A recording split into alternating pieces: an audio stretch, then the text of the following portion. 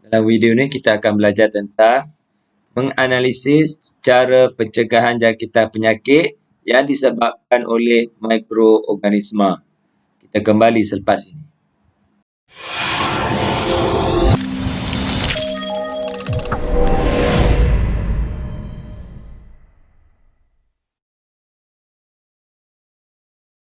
Salam sejahtera. Selamat datang ke channel Cikgu Duan. Channel yang memberi maklumat tentang subjek matematik, matematik tambahan, sains serta motivasi diri. Jangan lupa like, share dan subscribe dan tekan loceng di bawah supaya anda tidak terlepas apa-apa video daripada cikgu selepas ini. Baik, kita teruskan dengan topik seterusnya ialah 1.5 menganalisis cara pencegahan jangkitan penyakit yang disebabkan mikroorganisma. Okey. Jangkitan adalah penyakit yang dipindahkan daripada seorang ke seorang yang lain melalui penyebaran patogen. Bagaimana mencegah jangkitan penyakit? Okey, kita tengok. Cara pencegahan. Okey, yang pertama melalui kawalan vektor. Okey, sebelum ni kita dah belajar apa makna vektor. Vektor ialah organisma yang membawa patogen. Okey, tikus, lalat, nyamuk dan sebagainya. So kita kontrol dia. Yang kedua melalui pensterilan. Okey. So yang ketiga melalui keimunan. So ada 3 cara kita nak cegah penyakit. Jangkitan adalah penyakit yang okey. Yang ni kita dah sedia maklum. So ada 3 cara bagaimana kita nak cegah. Kita pergi kepada yang pertama, vektor. Vektor adalah haiwan atau organisma yang mengeluarkan patogen daripada satu perumah kepada perumah yang lain. Contoh nyamuk Aedes memindahkan virus demam denggi daripada seseorang yang telah dijangkiti kepada orang lain dengan gigitan. So kawalan vektor maksudnya mengurangkan bilangan vektor dengan membunuh atau menghentikan pembiakan vektor. Okay, sebagai contoh, nyamuk tadi peringkat telur, apa yang kita perlu buat, kita musnahkan tempat bertelur. Okay. So kalau ada air bertakung, kita buang. Jadi kalau ada jentik-jentik, semburan minyak atau racun serangga, okey, ataupun kita bakar tempat pembiakan. So ni peringkat laba. Seterusnya kalau peringkat pupa, semburan minyak, racun serangga ataupun membakar tempat pembiakan. Okay, last sekali, bila nyamuk dah dewasa, apa yang kita buat? Kita fogging ataupun semburan racun perosak. So ini adalah cara kita nak kontrol kawalan vektor.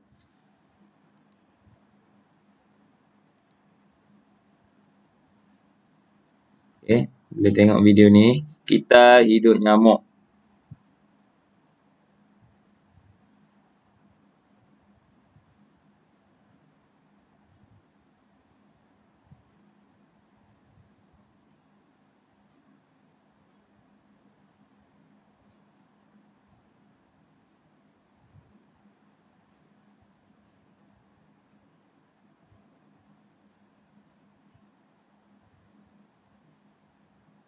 Ini peringkat lava.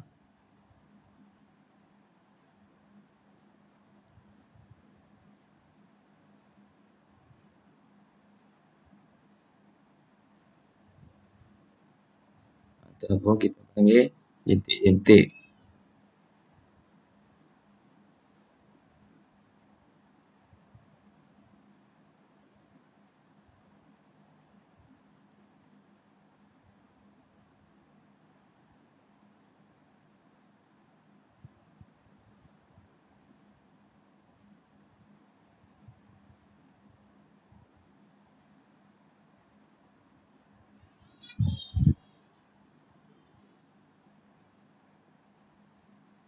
Peringkat berubah.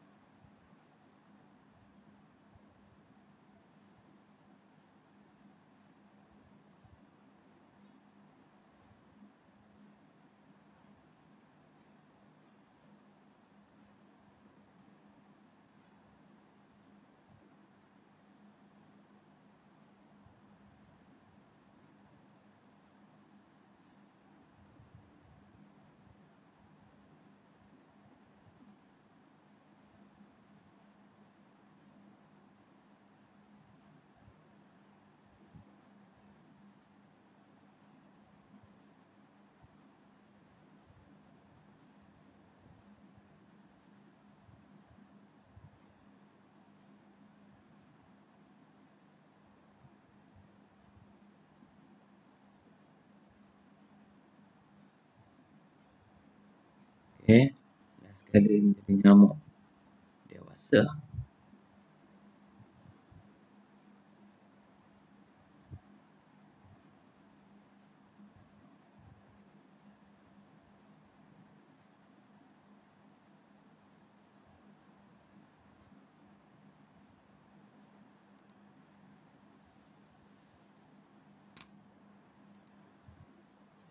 Okey. Seterusnya, pencegahan melalui pensterilan, satu proses di mana patogen dibuang dan dimusnahkan daripada objek atau persekitaran. Okey, cara pensterilan. Okey, yang pertama melalui haba. Macam mana tu? Pada suhu melebihi 100 darjah Celsius, patogen akan mati. Okay, sebagai contoh, pensterilan peralatan bedah dalam autoklav pada 120 darjah Celsius ataupun pensterilan botol susu pada 100 darjah Celsius. Itu yang pertama, melalui haba. Yang kedua, melalui sinaran. Patogen akan mati apabila terdedah kepada sinaran seperti sinaran gamma ataupun sinaran UV ultraungu. Okay, sebagai contoh, cahaya matahari dan lampu beracun kuman mengeluarkan sinar UV untuk membunuh mikroorganisma. Peralatan bedah disterilkan dengan sinaran gamma untuk membunuh patogen.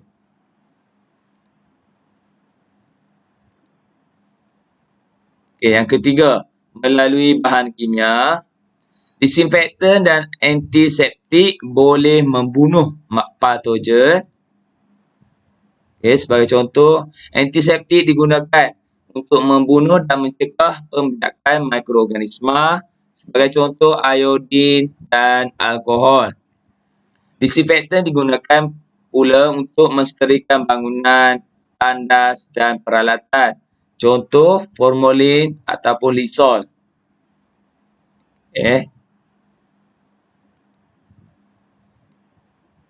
So, ada tiga cara pensterilan.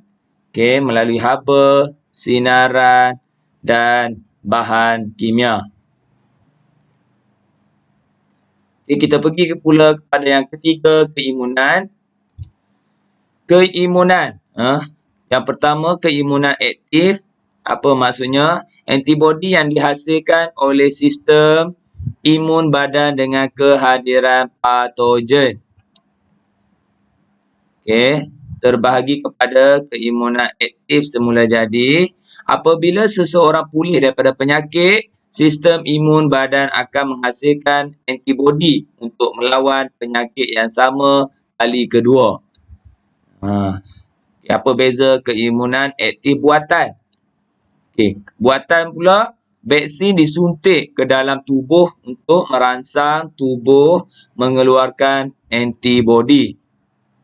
So, ada keimunan aktif, ada dua. Satu semula jadi, yang kedua buatan. So, vaksin diperbuat daripada patogen yang dah mati ataupun patogen yang telah dilemahkan. Okey. So, antibody apa maksudnya? Bahan kimia yang dihasilkan oleh sel darah putih.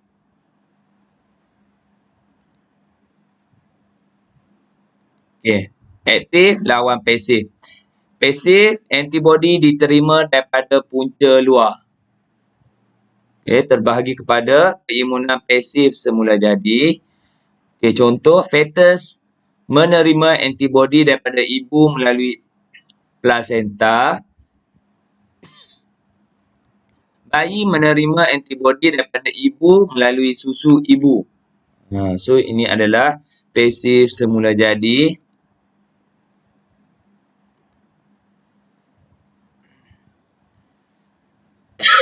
Keimunan pasif buatan, serum mengandungi antibody daripada haiwan disuntik ke dalam badan. Tadi vaksin, yang ni serum.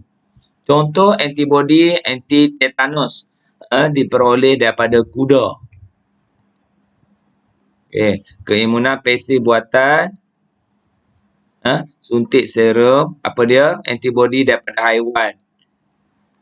Okay. So, mendapat antibody keimunan yang cepat tetapi sementara. Pengimunan ialah proses merangsang badan untuk menghasilkan lebih antibody secara buatan. Okey, ni grafnya.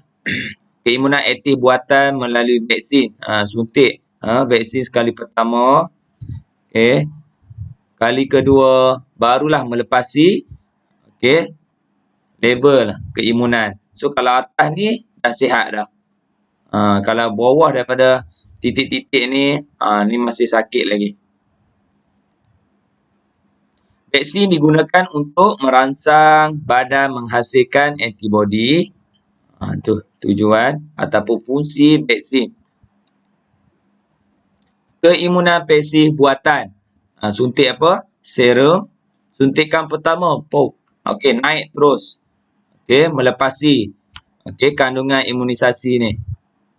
Okey, pelan, lama, pelan, dia turun balik. Suntik kali kedua, terus naik lagi. Makin lama, makin turun. So, lebih cepat. Keimunan pasif buatan ni lebih cepat berbanding aktif buatan ni. Okey, serum mengandungi antibody yang diperoleh daripada punca luar.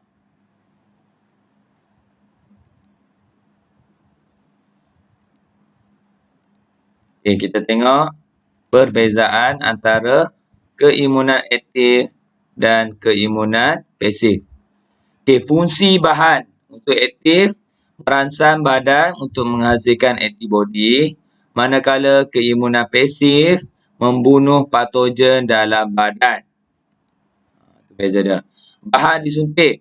Okey, kalau keimunan aktif suntik vaksin, kalau pasif suntik serum yang mengandungi antibody. Ciri-ciri bahan dihasilkan antibody, pasif, okey, tiada. Tiada bahan yang dihasilkan. Jenis pesakit yang diberi keimunan aktif ni orang yang sihat. Sebelum sakit, kita dah bagi suntikan. Manakala keimunan pasif ni untuk pesakit. Tempoh keimunan, kita tengok tahan lama bertahun-tahun. Manakala keimunan pasif hanya sementara. Tempoh memperoleh keimunan lambat. Okey, keimunan pasif ni lebih cepat. Kalau anda suka video cikgu, jangan lupa like, share dan subscribe dan tekan loceng di bawah supaya anda tidak terlepas apa-apa video daripada cikgu selepas ini. Assalamualaikum.